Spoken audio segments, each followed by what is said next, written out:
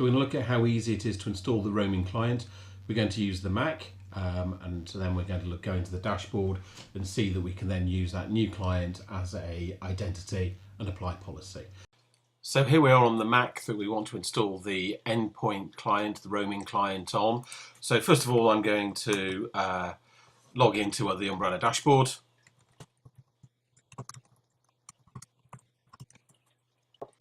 And I'm going to go and look at the download section of the deployment so that I can download the Mac client. Now obviously you could do this elsewhere and then just forward the file onto the Mac, or you could use it through your ordinary software deployment, but here I'm just going to do it all in one just so you can see it. So deployment and then roaming computers. And you can see we've already got two. We've already got Ben's Mac and we've already got a desktop, but we're just going to download the roaming client for the Mac. And here was the dedicated link, roaming client. We're going to download the Mac OS client.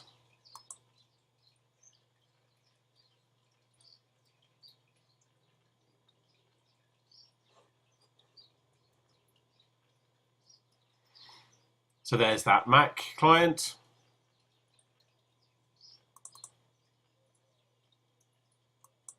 So we're going to just install the Mac client. And we should hopefully then install this organizational information, which will mean we won't have to do anything else to it. So we'll just then register with the Umbrella cloud, and then we can use that in our policies.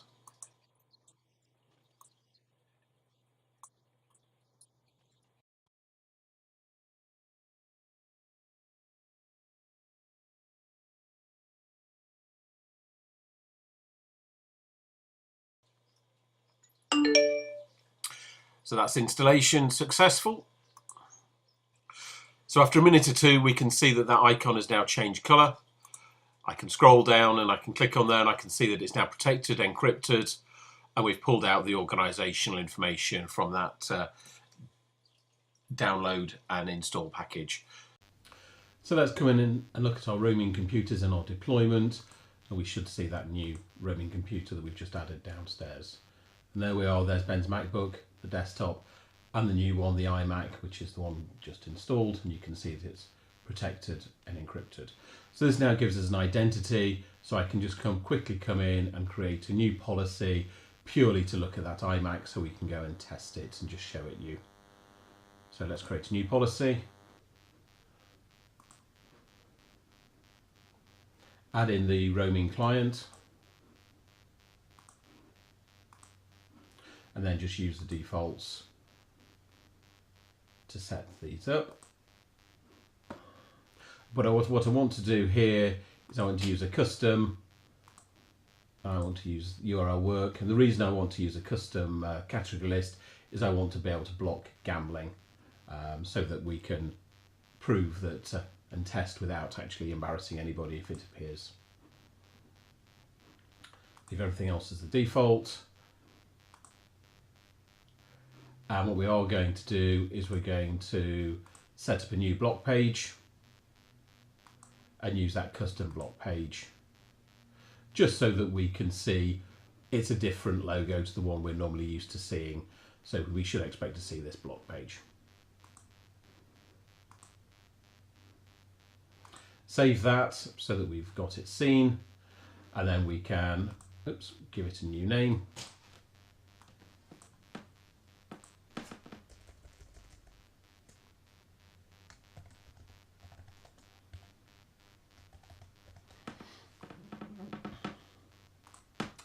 And now I can nip downstairs and go and test that policy, and it should be applied to that identity. So we've installed the client, and here you can see we've got the little green dot. So we can see we're protected and encrypted. We've just configured the policy, so let's go and test it. So let's try sunbingo.com or co.uk, and let's see if we get a block page. Here we can see we're being sent the OpenDNS block page, And you can see we're getting our custom block page, which is the one with a little logo on rather than the Cisco one. So we can see that we're actually hitting that policy correctly. So let's come and have a look at the activity search and see if we can see that traffic flowing through the iMac. We'll just search for the iMac.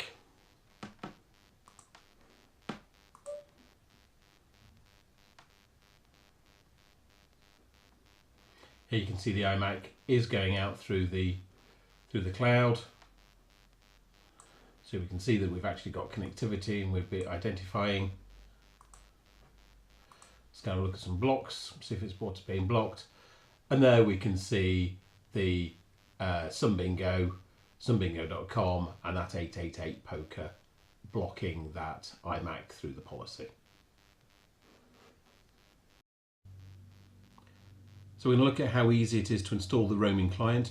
We're going to use the Mac, and then we're going to go into the dashboard and see that we can then use that new client as a identity and apply policy.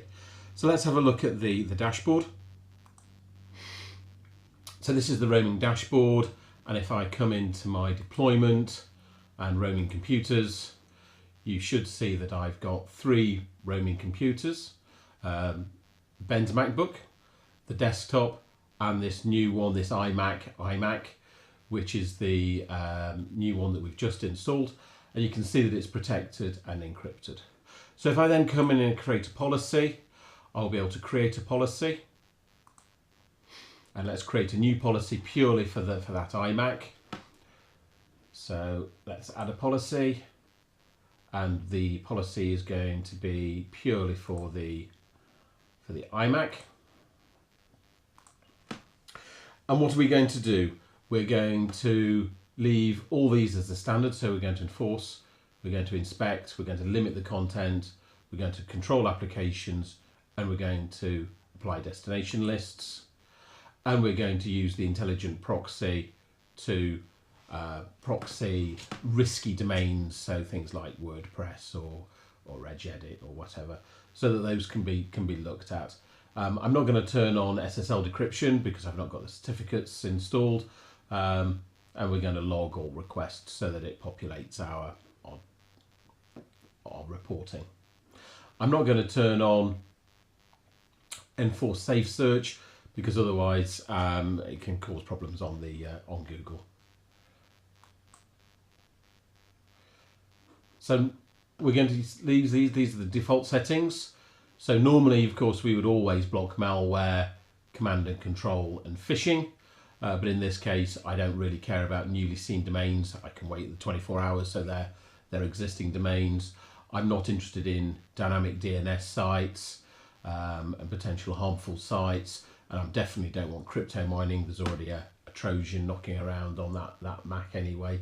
So I definitely don't want it getting out to a crypto mining site. So we can then come in and then we can create our standard policy lists, high, medium or low, or we can come in and use one of the default settings that we've already got set up, or create a new set of categories. So all I'm going to use is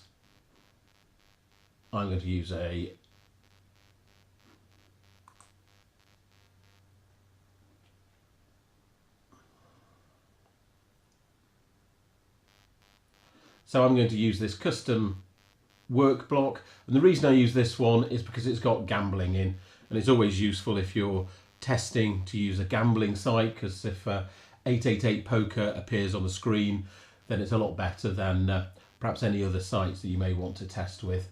So we'll go with that one. Applications we'll come back to in a different video. We're going to leave that as the default, and that will give us our block page. So we'll just give this a name. So we'll call this Chaff iMac. Let's be nice to put a capital in.